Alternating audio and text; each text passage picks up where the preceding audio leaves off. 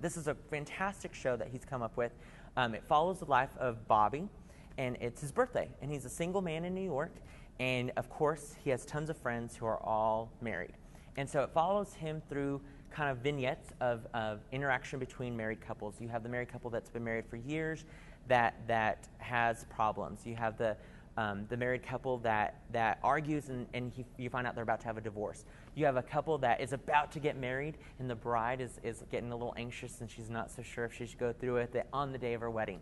These great little vignettes that centers around Bobby and his kind of growth throughout finding out what really love is and what really the value in relationships are.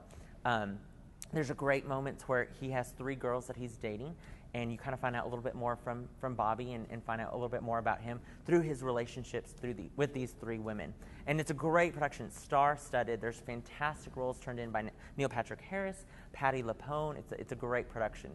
In fact, Patti LuPone has a fantastic number. It's called The Ladies Who Lunch. It's a classic, just kind of a well-known musical theater song from this show, and her performance is fantastic in it.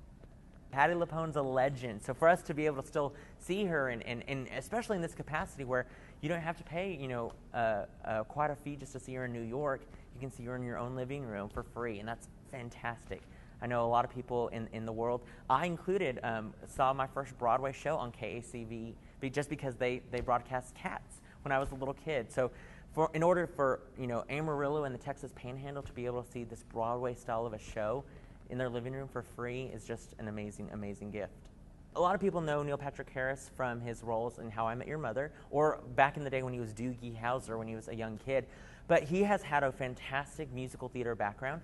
He grew up actually in New Mexico. He was born in Rio Doso. So a lot of people think, well, that's just not that far from here. And he grew up in Albuquerque and went off to New York or into LA and to New York, and he's been in amazing shows. He was in Assassins, he was in Sweeney Todd, he's been in other productions as well, and so it's an amazing, amazing thing that he's done with musical theater. He's hosted the Tonys, he's been an Emmy Award winner for that, and so to see him now in this role and on stage is going to be a great experience.